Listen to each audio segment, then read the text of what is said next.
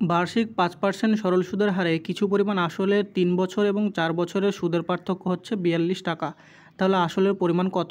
তো আমাদেরকে কিছু পরিমাণ যদি টাকা দেওয়া থাকে, পি পরিমাণ যদি টাকা দেওয়া থাকে আর তার উপর যদি সরল সুদ খাটে, তাহলে পি পরিমাণের 3 বছরের যদি সরল সুদ আমাদের দেওয়া আছে 5%, তাহলে 3 বছরের টোটাল সুদ কত হবে? 3 5 হচ্ছে 15%।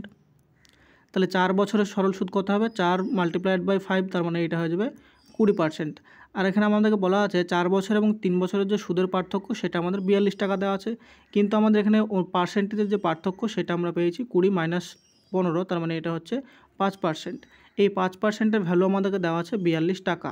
তাহলে এখান থেকে আসল বার করতে গেলে আমাদের আসল জানি সবসময় 100% হয়। তাহলে 5% ভ্যালু যদি 42 টাকা হয়, তাহলে 100% ভ্যালু অর্থাৎ আসল পি = কত হবে?